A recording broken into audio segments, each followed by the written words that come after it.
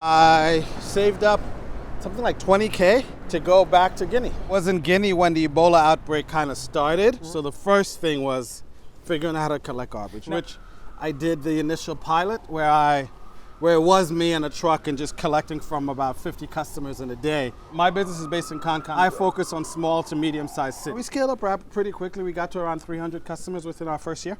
A franchisable model for waste management in West Africa, in the model of Waste Management LLC in America. So talk about this franchise. Like, other thing that makes us unique is our tech-enabled component. So we do a subscription-based waste management. I'm alumni at Columbia. They have a Tamer Prize. We won one of the ventures that they funded. We won Wharton Africa Business Competition. Then several years later, we won Mass Challenge Switzerland, which won us $40,000. Actually building a friends and family pre-seed round, trying to get 175K. I'd walk around and I'd shovel neighbors' yards for about $20. I was recently a pop. How old were you? How old are you? This is I was 15, That's 14. a good money for a 15-year-old. That was good money. I gave most of it to my mom, took some for school and soccer and Boy Scouts. Yeah, did what it is to be a part of a large family. Did you hide any of the money from them? Why? So you could have more money. For what? They fed me and they clothed me and they housed me. And I was always interested in community service. Yeah. And at university, I was able to get involved in that.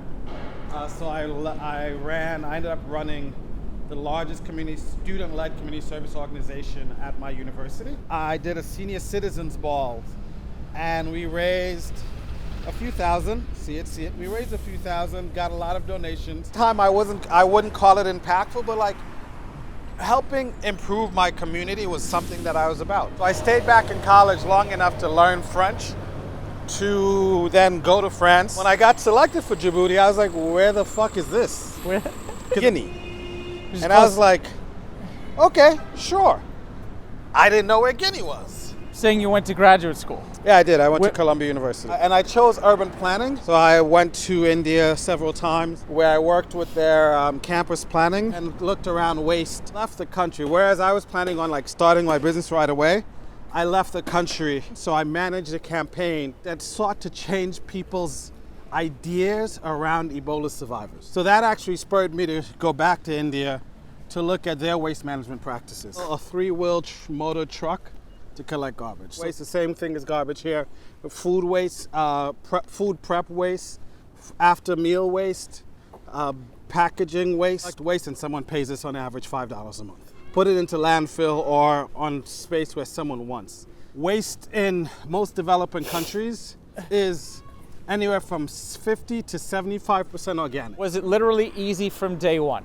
It's never been easy. Labor wanting more money, assuring that customers are collected. With a drone, you could get from one to the other real fast. Also, if garbage falls on people, no one will be happy. Yeah, that too. So we rented a truck, and that worked out pretty well. So we were renting trucks, and then we were able to scale pretty quickly. Only in the city of Concon. Right now, yes, we're doing about 650 to 700 households. And it's taken you 4 years to get there, 3 years. Oh no! So we've gone back and forth twice. There was a time where we were at 800. One of the problems of not having any funding means we go forward and backwards a lot, right? So for example, we were scaling pretty well. The truck we were renting broke down. We spent a few hundred to fix it.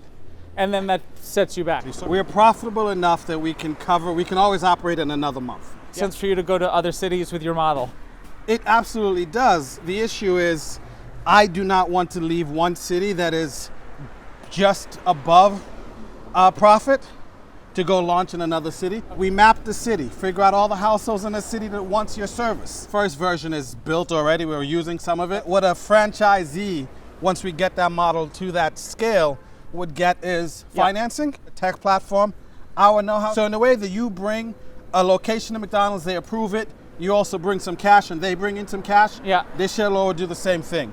We can help finance a truck, or we can pay for a truck and you lease it from us, and we train the team. Right, so the training is really everything. Right, so we train the team. And do you have a logo? Yeah. Because like I'm seeing this logo and I'm seeing it in Africa, all Africa. In the next year and a half, is to replicate Dallo in 2 cities in Guinea. They would need such a long runway to replace our system. It would be very hard for someone to make a reasonable reason for banning our waste collection service. What would likely happen is the government starts trying to tax us. We'll pay the taxes as required by the government.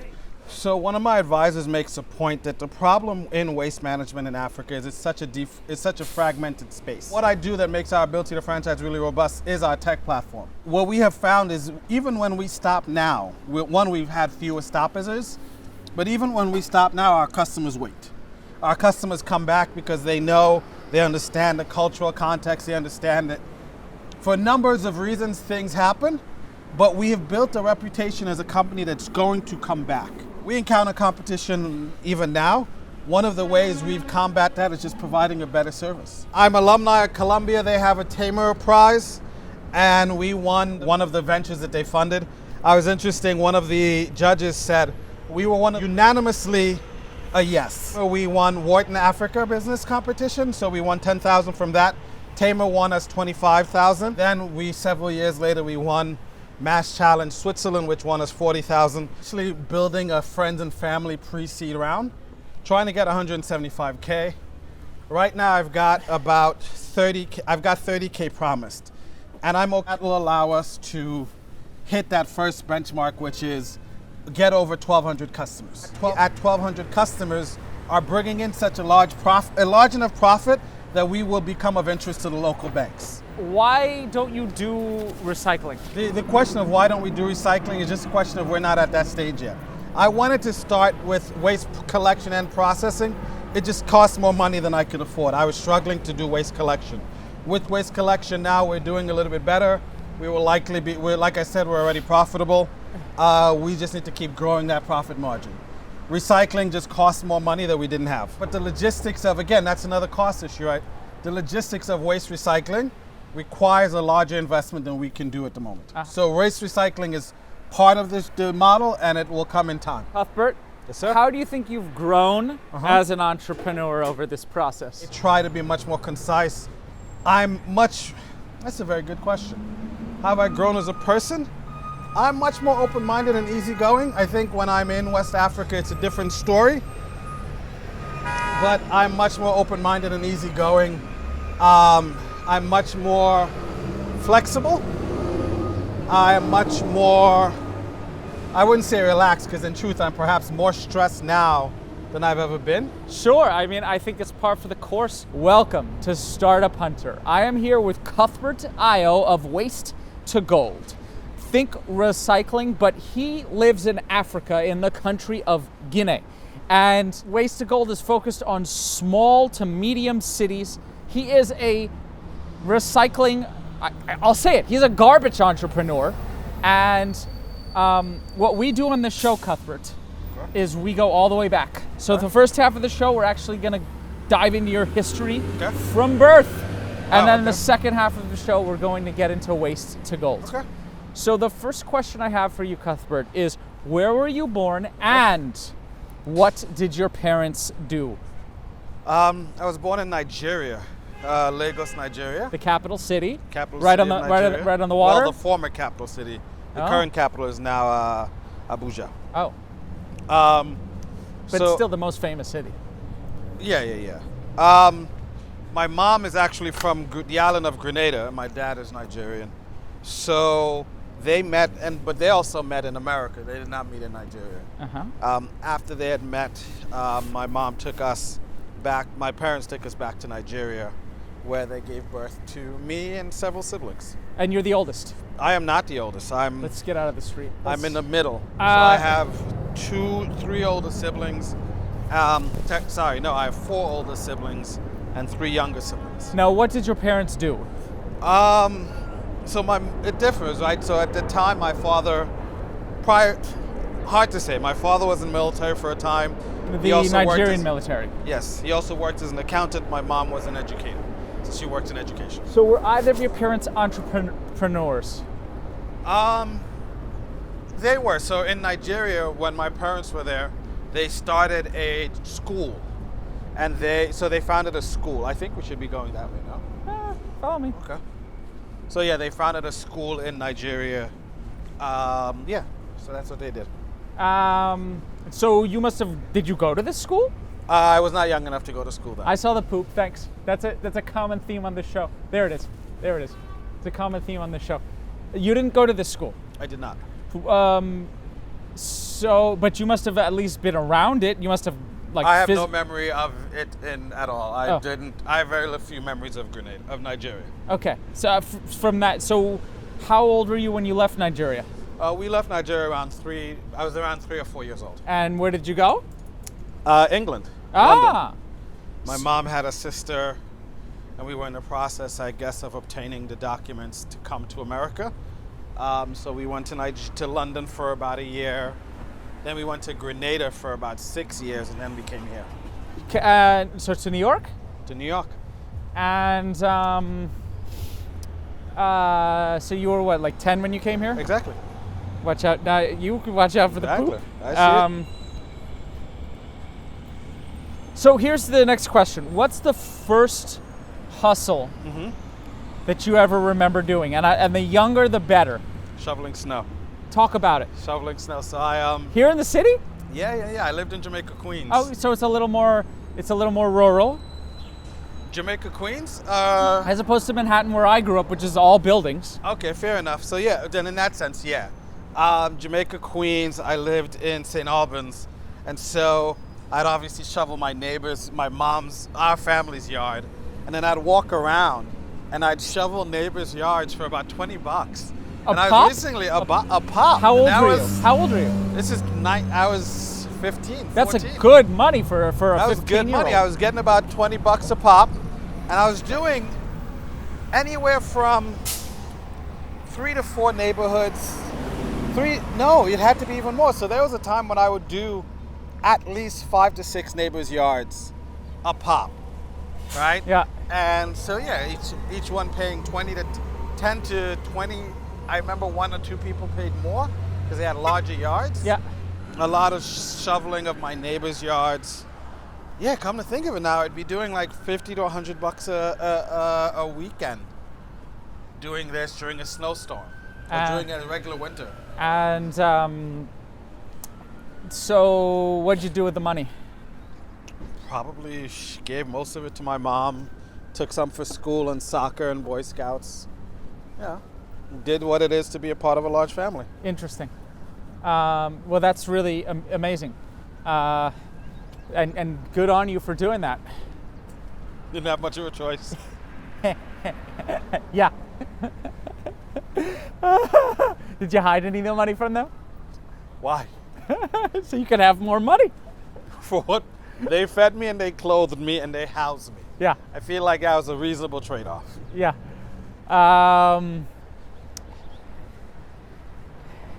So what's the next hustle that you can remember? Next hustle. You know, beyond that, I don't think I did a lot of other things.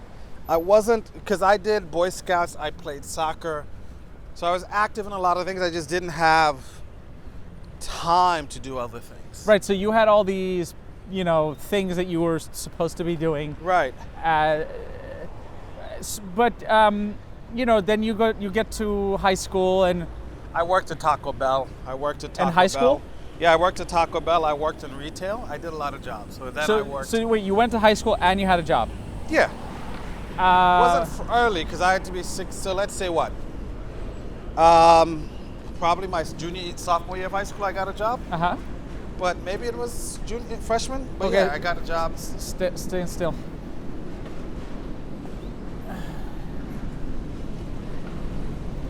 Yeah, angle's okay. So yeah, I got a job at Taco Bell. That was my first job, like official job. You worked at Taco Bell? Yeah. For Taco Bell. how many years? Taco Bell I did for like at least a year. Do you have any maybe good less. Taco Bell jokes? No Taco Bell jokes, but it was really cool to like work. I no longer eat at Taco Bell because I think I ate my full. I understandable. Yeah, I've not had Taco Bell in many, many years. By the way, this episode is now sponsored by Taco Bell. There you go. What's the new tagline? I don't know. Because They've got a before it billion. used to be Taste the Taco or something, but They've now got it's south of the border. south of the border, They right? got a billion taglines. Right. Chalupas. So we're getting off track. So you ate your fair share of tacos, and then you go to university. Yeah. So I worked a lot, right? So in high school, I also worked at what became Express Men's Structure. Yeah, of course. So Structure. I worked at Structure for many years, and then Did Men. you get good clothing deals? Yeah, they gave like 30-20% off for employees. And did you find yourself hit? This is going to be an informative question. Did you find yourself spending a lot more money on clothing, or were you very conservative and did you take that money and give it right back to your family? More often than not, when I worked, my money was given to my family. Yeah. And or to relieve the stress of having my family have to look for money for things I wanted. Yeah. So more often than not, when I worked, watch yourself.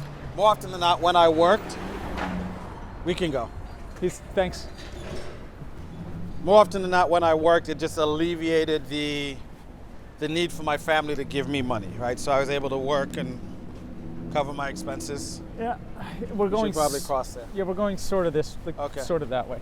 Let's hang out. We'll go this way, just because the light. The sidewalk's closed, Yeah. so we have to walk in the street. I'm content for you. Hey, you're right.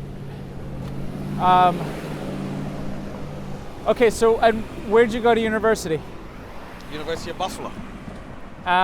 So football, ice hockey. No ice hockey. UB doesn't have an ice hockey team. We have an ice hockey club. Now, what did you basketball, football. What did you study? African American studies, international studies, and history. And did you work in university as well? I did. So I have worked pretty much. No good. I have pretty much worked steadily throughout as long as I've been able to. So it's interesting that now is one of the few times where I am, because I'm removed from my environment, I'm not working. Well, you are working. This is work. No, absolutely, but like I'm not working on someone else's dime, which this is a sacrifice to me, because I read something really interesting that said, like, you know, social media will tell you entrepreneurship is a sexy, cool thing, but a lot of it is challenging. A lot of times you're broke. It's not an easy thing. Yeah, being broke is not sexy and cool, but not at all. If you can spin it, in a way where honestly, you're doing this because you believe somewhere down the line that there will be prosperity. Absolutely. So if you could somehow spin that could come off as sexy and cool. But it's quite a difficult spin. Very difficult spin, especially when you're single. So anyway, we're getting sidetracked. Okay. I want to talk about your studies, but you're working at the same time too. So like triple A plus on the hustle right there. Yeah.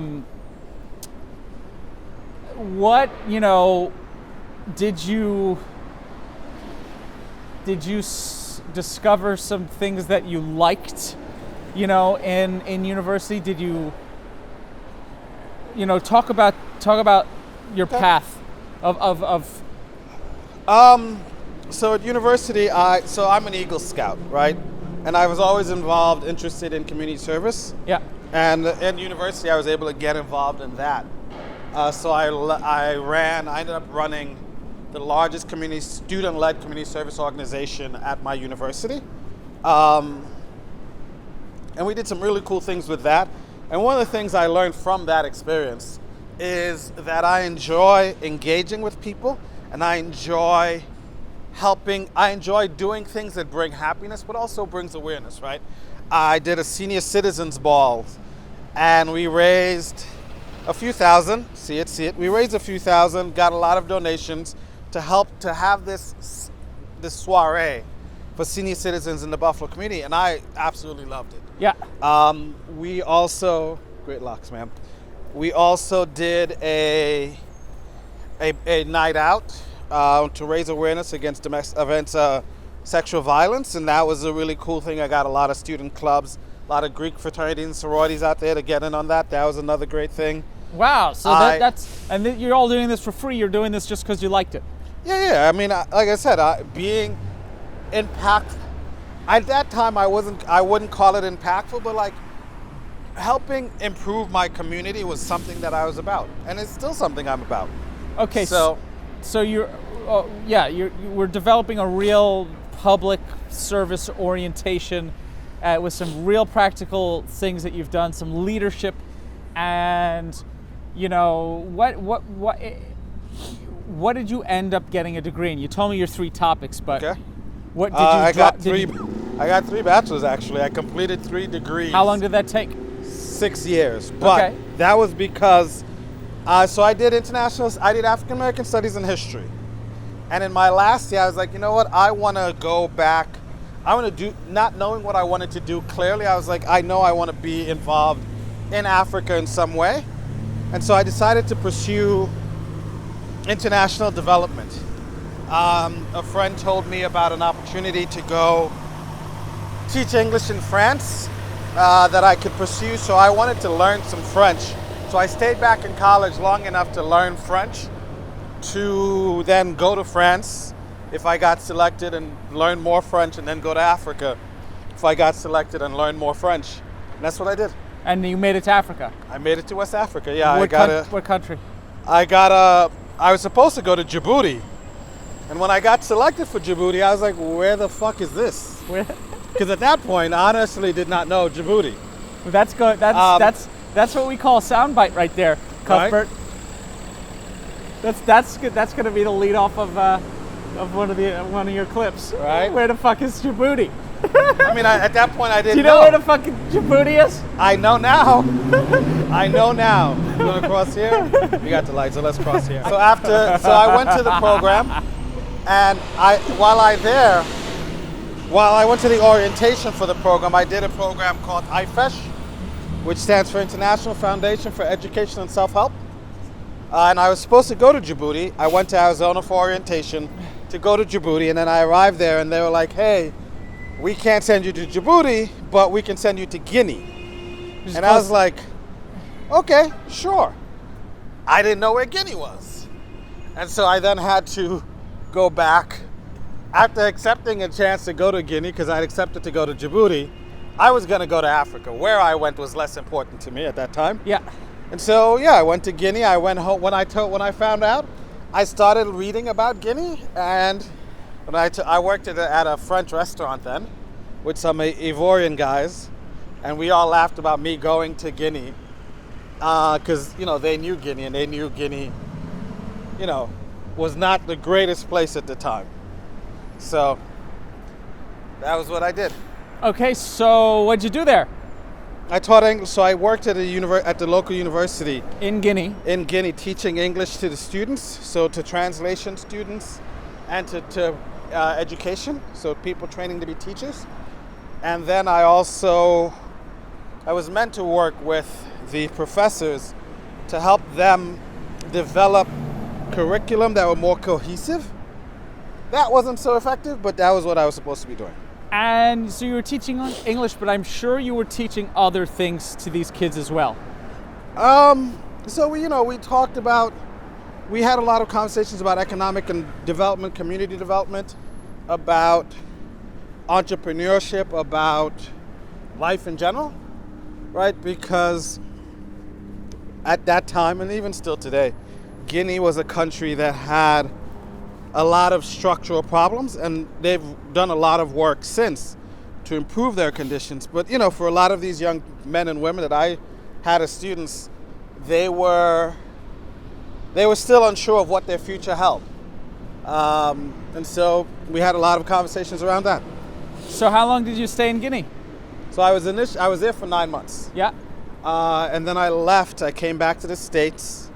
I got a job. So at that point, I decided I wanted to work in Africa full time. And so I was looking for a graduate program, and I chose urban planning instead of urban policy because I wanted to really focus on the challenges of the built environment. Yeah. And how those challenges are so closely linked to economic and social issues. and much more directly working with people, more so than working on policy, which hindsight may have not been the best decision, but hey, such is life. So you're saying you went to graduate school? Yeah, I did. I went to Columbia University. How long were you there? It was a 2-year master's, so I And did you do any work in the field, or was it just all in school? So one of the things, a lot of graduate programs, you do capstone projects or studio projects. And so we went to, a lot of my work was in the global south. So my professors, or the professors for whom I went to Columbia, did a lot of work on urban issues, labor issues, skills issues, redevelopment issues in India. So I went to India several times. I interned at a company called Infosys, where I worked with their campus planning department and looked around waste and again how the campuses they built impacted transportation. So, and then what next? So you finish your capstone, you get your degree, then what do you do? I worked for about a year or so in production. And there I worked as a production assistant and then eventually production coordinator. And thank you. And I saved up something like $20K to go back to Guinea. And at this point, you're saving money for yourself at this point? For my company more than myself, but yeah. To go to test my business idea. At that point, I didn't know. I didn't really have much to like say that this is definitely what I was going to do, but I was testing the idea of like putting this out into the world and then going on and doing something else. So you save up to $20,000. Now here's what I want to know. Okay. Were you saying in your mind, I'm going to save up this money, I'm going to go to Africa? Is that how it happened? Definitely. I was definitely going to go to Africa. So you were, but did you know you wanted to start a business, or you just sort of were going to feel it out? Honestly, I think I was going to feel it out. I figured I was just going to give this a shot and start it and see how it went and go from there. So where did you go first in Africa? I went back to Guinea. So I went back to Conakry. Unfortunately, this was late. This was in November 2014. And so I was in Guinea when the Ebola outbreak kind of started. Right. And so my family prevailed upon me to not spend too much time in the upper parts of the country. So I went up, did a bit of research, did a little pilot for like a month and a half. Then I came back down, I stayed in Conakry, kind of watched the news, left the country. Whereas I was planning on like starting my business right away, I left the country so as to not, so as to kind of remove myself from that challenge of issues in Guinea at the time. Look, if Ebola was happening in a country that that wasn't home for me, right, I wouldn't blame you for getting the fuck out. Fair enough. I know that's not a diplomatic, and there's so much, and thank you to everybody who actually stuck it out and like put the situation under control, because otherwise, it would have been terrible. Okay. But I don't blame you. I mean, I would have stayed. I mean, it worked out because I ended up coming home.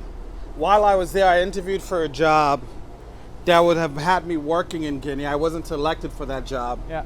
But the company that I interviewed with called me back a few months later because the people whom I had interviewed with had another position that opened up, and they were like, you could do this. And then they ended up hiring me for a job, so I went right back to Guinea about a month later, 2 months later max. Yeah, so Ebola wasn't even, it was still warm. It was still ongoing. No, when I went back when I left, it had gotten pretty intense in terms of the media coverage. Yeah. I remember when I first came back, people were just being ridiculous. And so I went and I worked there for 9 months on that. Oh, so you worked on the Ebola crisis? And so, I did. To be clear, I'm not a doctor. I worked in behavior change communication. So I managed a campaign for an organization that was that sought to change people's ideas around Ebola survivors. Okay, so that comes to a conclusion. The crisis sort of dies down, and this is how you started Waste to Gold? During grad school, I took a course on sustainable futures. Yeah. And in that course, are you walking through the park? Yeah! In that course, Fantastic. we looked at biomass. Be careful. Biomass and the potential of biomass. And so we worked on that. And one of the things about biomass, when I lived in Guinea, one of the potential sources of biomass is organic matter.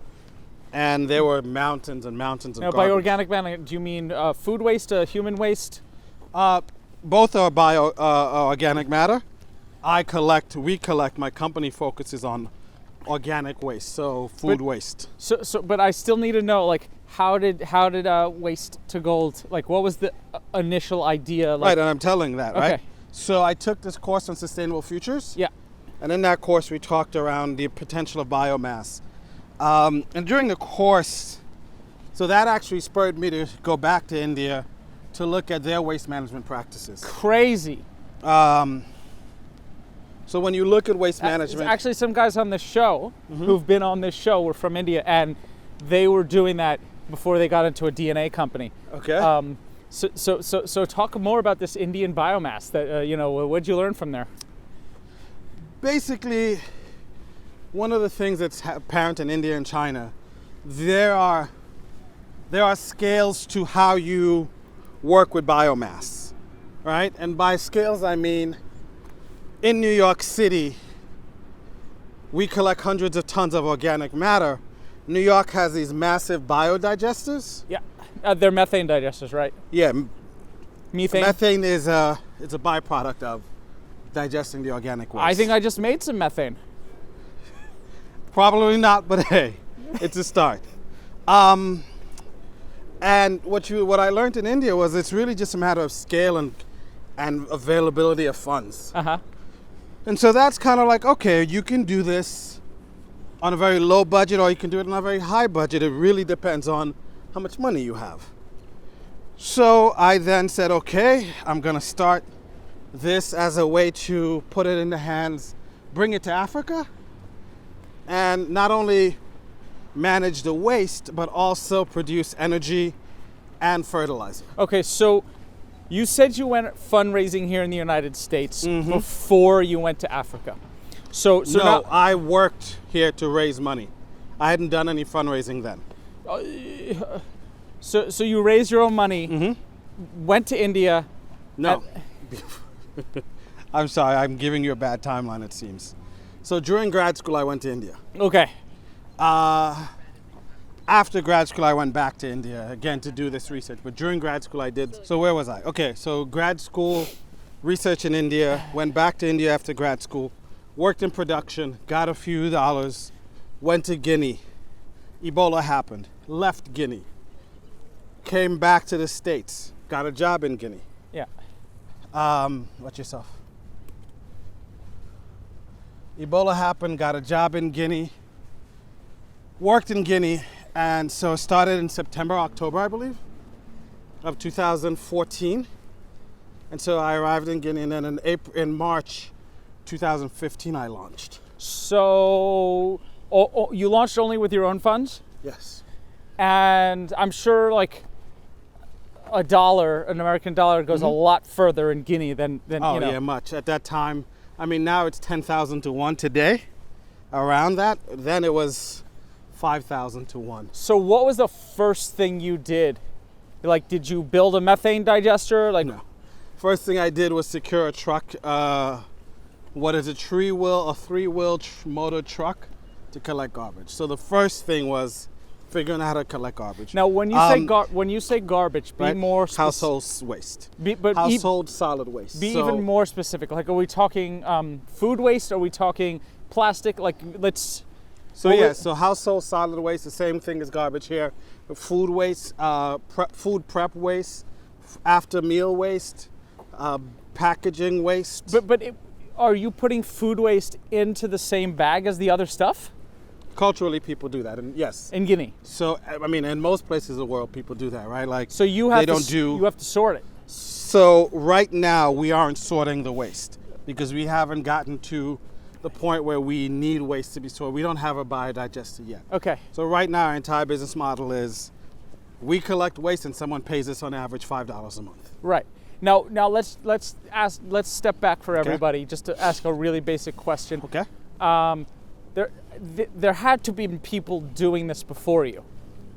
What I found is, yes, there's almost always someone who's going to do this, because if you live in a small city and you don't have a lot of money, you can go pick up someone's garbage, and you do that and you'll get the equivalent of $1, 20 cents, 30 cents here. And if you do enough households, you can get enough money. You'll definitely make enough money to eat. So there already was a lot of small. There are lots of young people that do this. Okay. What they don't do is move the garbage. You know, if you collect a ton of waste, at least 50%, let's say 600 kilos. So a ton of waste, 600 kilos of that is organic matter, which does a pretty good job of being fertilizer compost if someone wants. Yeah. So this is very helpful to farmers, and they want that, and they use that. Sure.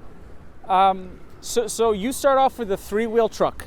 I did. And did you encounter any difficulty starting your business, or was it literally easy from day one? It's never been easy. Labor wanting more money, and assuring that customers are collected, right? Because our workers could be like, oh, we did this collection, and then a customer will be like, oh, I wasn't collected, and how do you verify that? So we had to create a system for that internally. Right. We then had to eventually we had to just work out mechanisms to keep track of what our employees are doing, to collect garbage, to collect the customer's waste, and even what our employees are doing to collect customer payments. So we just had to create mechanisms to ensure transparency and accountability. Sure. So talk about like the first year. You know, was it just you in a truck in the first year? It wasn't even me. I was working in Conakry, and so I had a team. So the team with which I did the initial pilot, where it was me in a truck and just collecting from about 50 customers in a day, I had a team of small handful of guys that was managing that, and they were 2 collectors and 2 community leads. So, and just talk about the growth. Like the first year, you'd had how many customers? So we started with about 50 customers, and we started about 50 customers. And let's be clear, in Conakry? In Kankan. So my business is based in Kankan, not Conakry. I focus on small to medium-sized cities. How far away is Kankan from Conakry? It's best if I tell you in travel time, because in actual distance, it's not actually far. But in travel time? It's about, because of the roads, it's about 15 hours. 15 hours. Yeah. So theoretically, with a drone, you could get from one to the other real fast. Right, but what would a drone be doing? What would you be doing with a drone? Moving garbage. I don't see a drone large enough to collect garbage. I know, but it's going to happen. Like in 5 years, we'll be there. I highly doubt that, especially in Africa. Maybe in America, because maybe 10 years. I mean, garbage is heavy. Yeah. And a drone. They're not good with heavy yet. No. So yeah, bad idea. Yeah. Yeah. You want to keep it on the ground. Also, if garbage falls on people, no one will be happy. Yeah, that too. Right. That's a good soundbite. Right. So in our first year, we went from I think we started with 30 or 40 customers, and we scaled up pretty quickly. We got to around 300 customers within our first year. Yeah. Yeah, and then we grew again. Then we shifted. We realized that our 3-motor truck is just not viable. Why? Time. So these trucks, garbage weighs a lot, and things aren't meant to be carrying, so many, like half a ton. Yeah, so did you get new trucks? We rented trucks. So we rented a truck, and that worked out pretty well. So we were renting trucks, and then we were able to scale pretty quickly. Yeah, and did you buy the trucks? We rented. You're still renting trucks? Now we are. So we bought trucks for a time. We rented, bought, and now we're renting again. So it just makes more sense to have somebody else taking care of them. It makes much more sense to have someone taking care of the risk of like a truck. In kind of like an absolute sense where you with a truck means you've got to take on wear and tear. Yeah. And because you're in the Caribbean, there's Caribbean. a Caribbean restaurant there, and I read that. Because you're in West Africa, because culturally there's so many things. Well, the potholes in the road. Right. And then just like personalities where you're dealing with people where trust isn't necessarily known yet. It's so much easier to rent a truck from somebody. Even though in I think the long run it costs you more, but you're not using these trucks every day means these trucks probably don't have much. These trucks probably only have like a 2 or 3 year life. And so if you bought a truck outright, you'd probably spend $8,000. Sure, we get it. It's worth your time. Okay. So are you only in the city of Kankan? Right now, yes, we're doing about 650 to 700 households. And it's taken you 4 years to get there, 3 years. Oh, no, so we've gone back and forth twice. There was a time where we were at 800. One of the problems of not having any funding means we go forward and backwards a lot, right? So we'll get to a point where we're ready to scale, but we don't have any money. And so, if something happens, we're SOL. So for example, we were scaling pretty well. The truck we were renting broke down. We spent a few hundred to fix it. And then that sets you back. That sets us back because waste management is a thing where if someone says they're your customer and you come regularly, they're happy. But the moment you start coming or you don't come for 2 or 3 or 4 months, you've essentially lost that customer. Okay, so why can't you scale organically? Why can't you take this profit and pump it back in and just grow organically? Because we're not doing enough business yet to cover the amount of customers we need to make that likely. We're profitable enough that we can always operate in another month. Yeah. Because we cover our costs. Yeah. Right, and those costs gives us enough room to operate the next month. When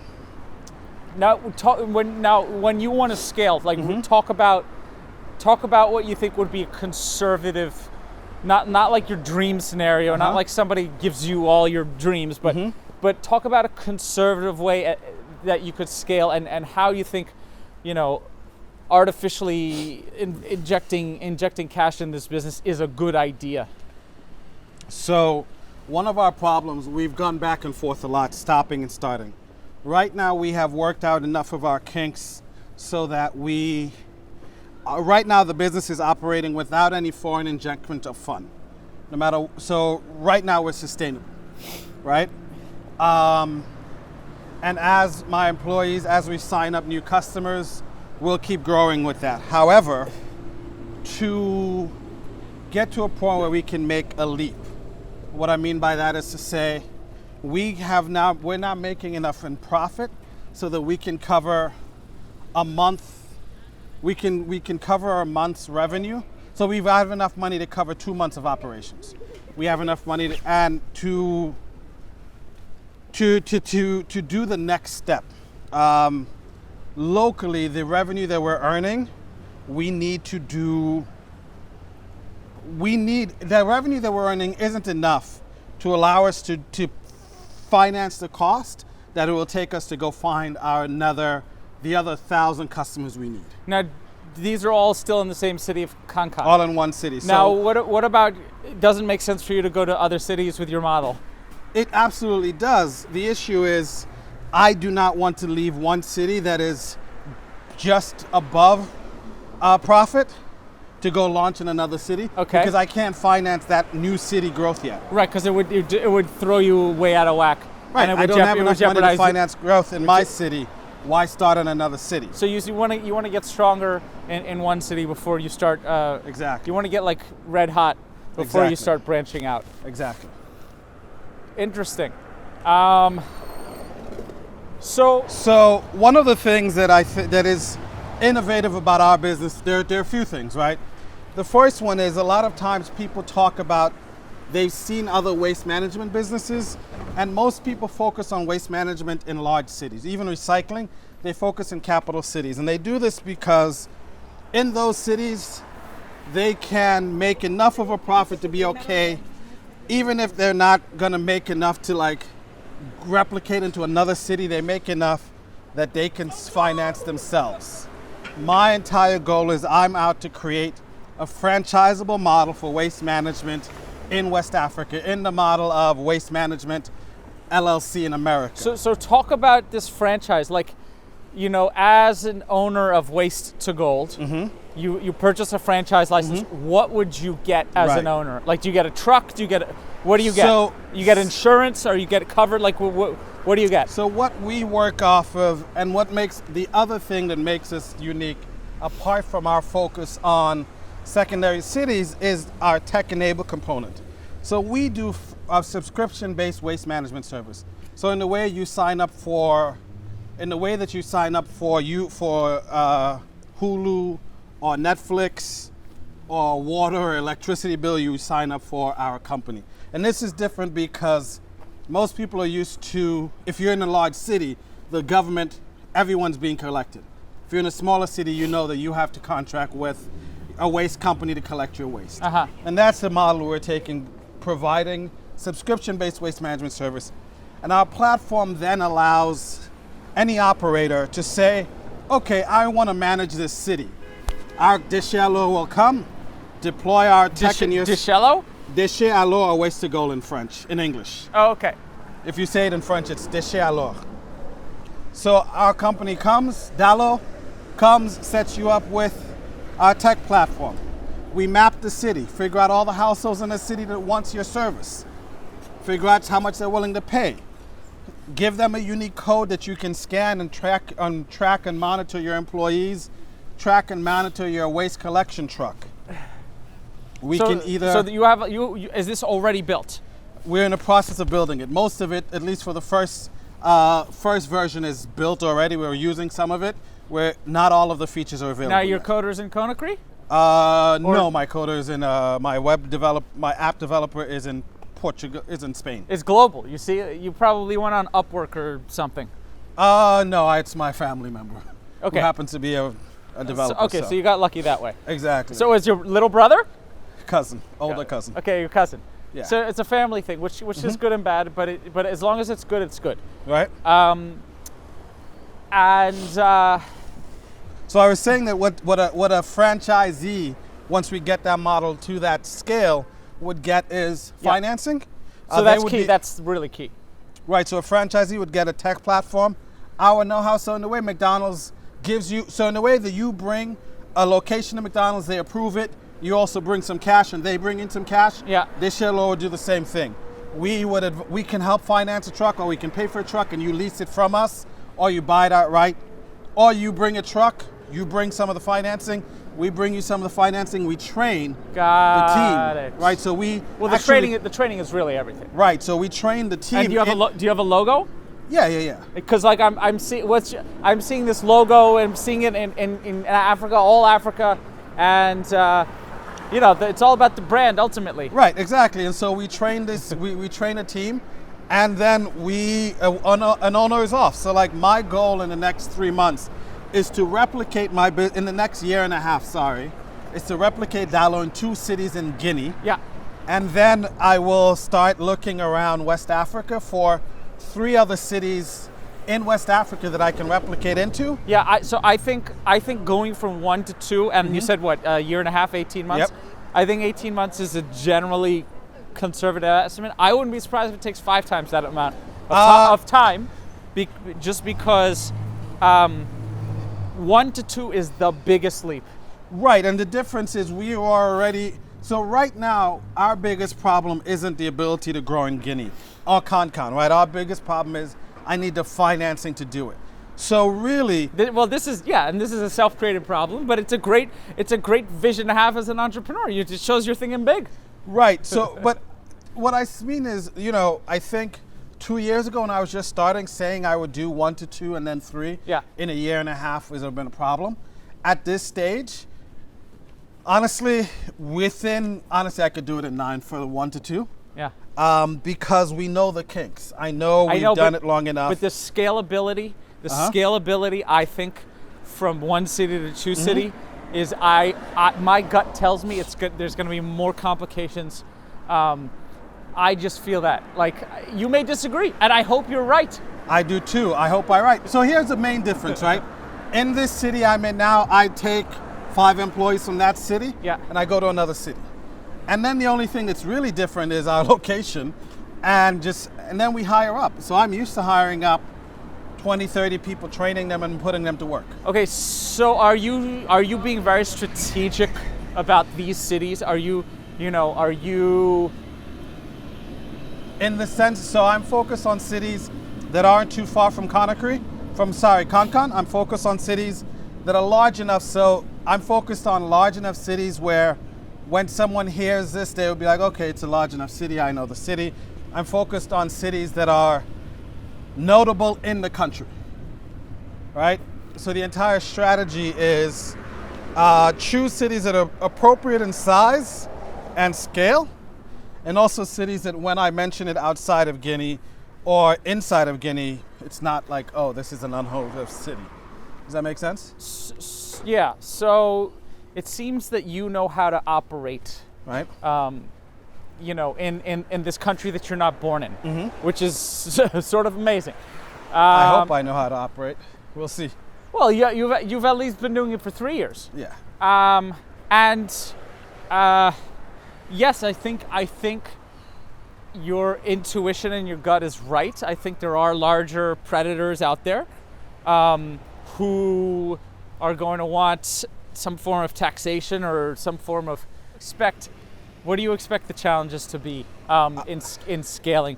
So when I take so there are 2 things, right? I will be splitting my team in half, which will mean I will have to train up a whole group of new people and leave them with some old people and then go to a new city. And one of the things that I expect will be the biggest challenge is for my employees to experience culture shock. A lot of people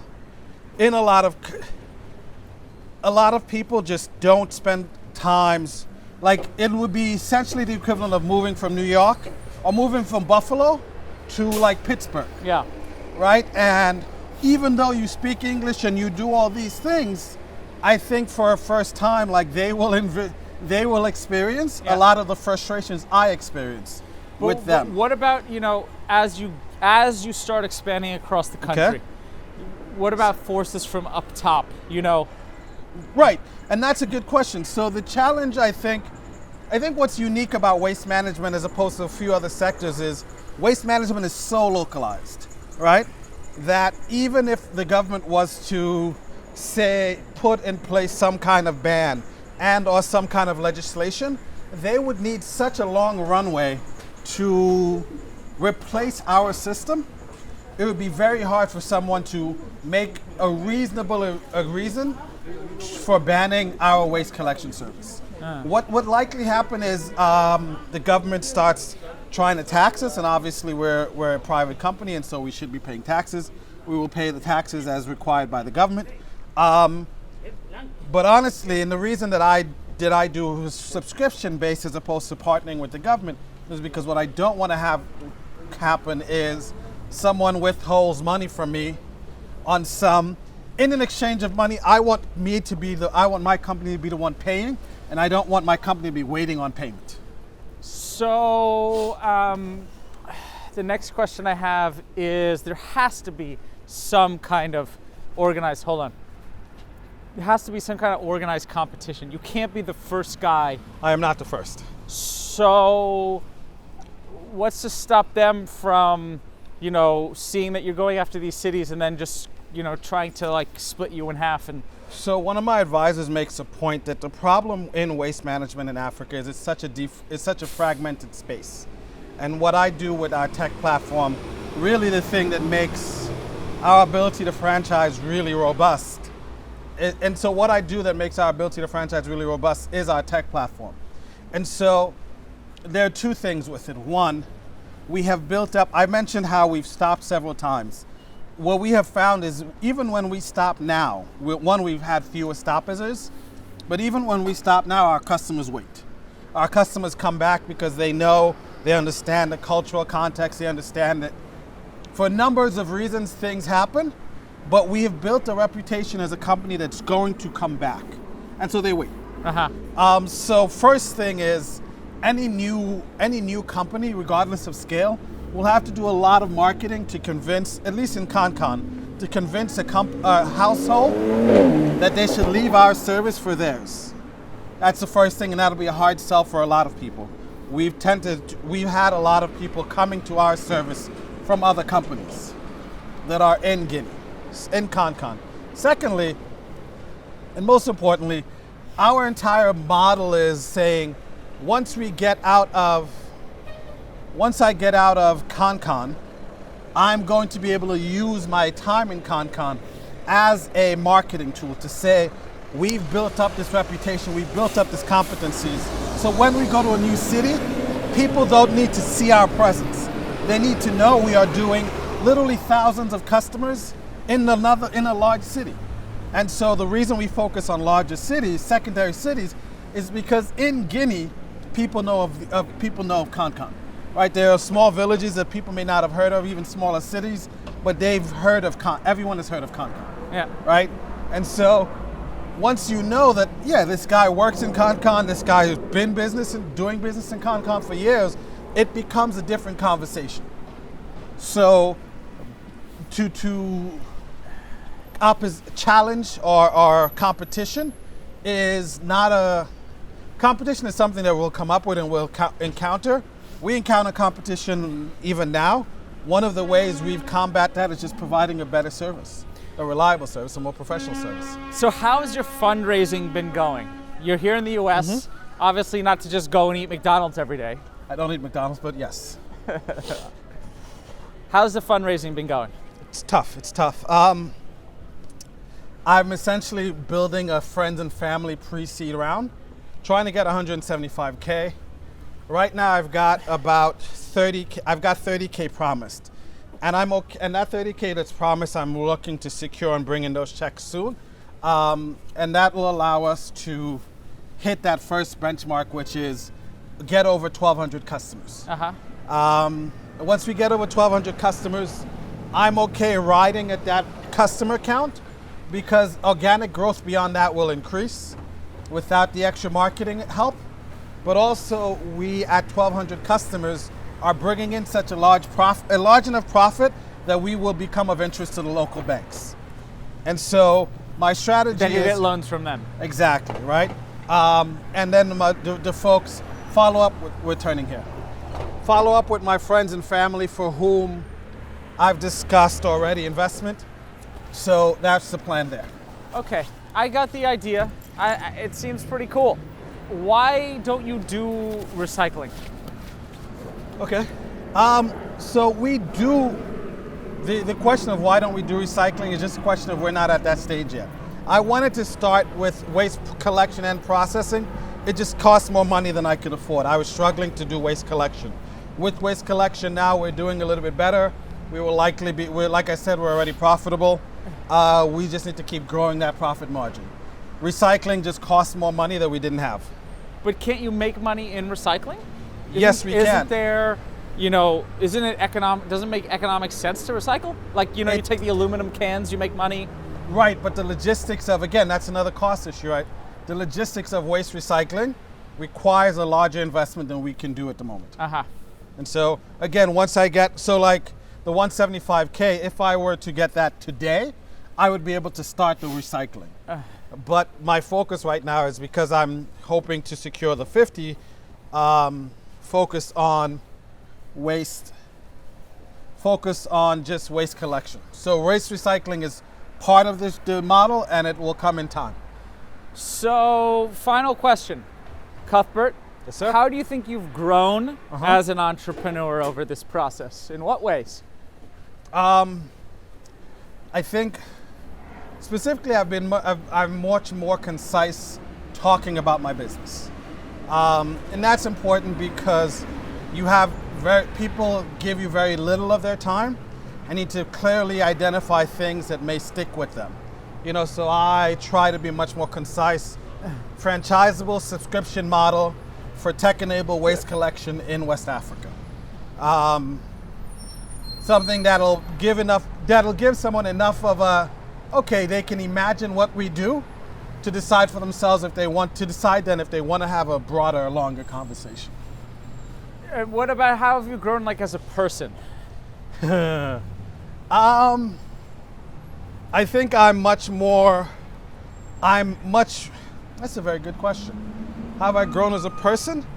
I'm much more open-minded and easygoing. I think when I'm in West Africa, it's a different story. But I'm much more open-minded and easygoing. I'm much more flexible. I'm much more, I wouldn't say relaxed, because in truth, I'm perhaps more stressed now than I've ever been. Sure, I think it's par for the course, right? Because you're literally trying to create something from nothing, as opposed to just work a cushy job, at Columbia University or wherever. You're doing this crazy thing, out in the wild east, and I think it's understandable that you're stressed, but being flexible, I think, is fantastic. Yeah. So yeah. Also, I just have insights, right? And so, having gone through a bunch of startup accelerators and several. Now, has Waste to Gold been in an accelerator? Oh yeah, we've done Mass Challenge. We did Mass Challenge Switzerland, and we won the Gold Prize, which won us 40,000 francs Suisse. And was that free of strings, or that was equity-free investment? That's incredible. I know. I was very fortunate. Now, when was that? This was 2017. And have you worked that kind of competition circuit since? Yeah. So I won. We've done several, right? We won Wharton Africa Business Competition. I wish you'd told me this before. Yeah. How did you not say this before? One of the things I don't do very well is I don't like bragging. I don't brag very well. But I know you don't like bragging, but you're still fundraising, right? And giving credibility, right, really helps with the fundraising. Absolutely. As opposed to, I'm alumni at Columbia. They have a Tamer Prize, and we won one of the ventures that they funded. I was interesting. One of the judges said we were one of the first ventures that were unanimously a yes, right? So there's a board, obviously, so a few people can say no. I guess my venture, at least that pitch period, was one of the first ones that got a unanimous yes. After Tamer, we won Wharton Africa Business Competition, so we won 10,000 from that. Tamer won us 25,000. Tamer's part of what school? Columbia Business School. Got it. And then several years later, we won Mass Challenge Switzerland, which won us 40,000.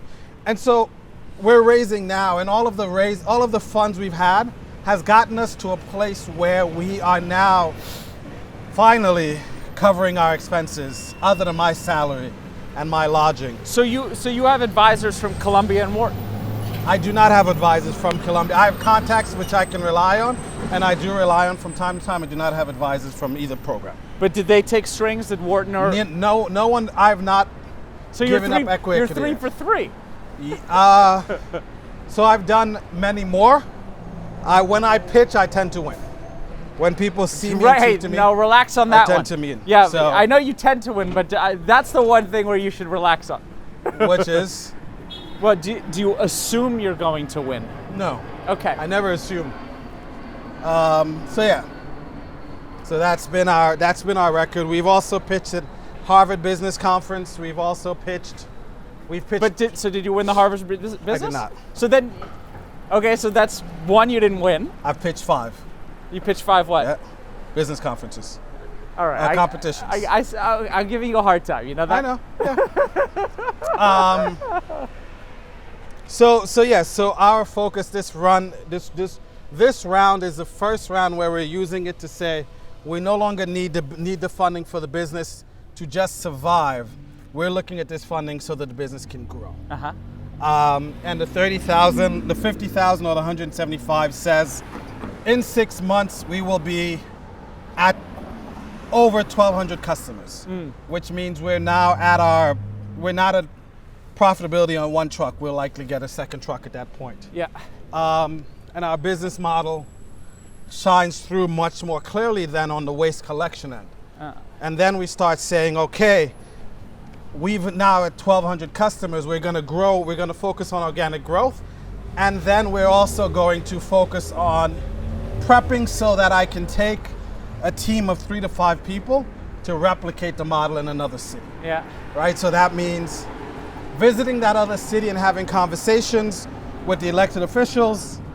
Oh, so you're not trying to like go around them. You're right. No, meeting you them can't go around elected officials. You want to meet them head on. You want to, right? So like an elected official will tell you the kind of person you're dealing with. You want to try and engage them. You want to try and work with someone that wants your service.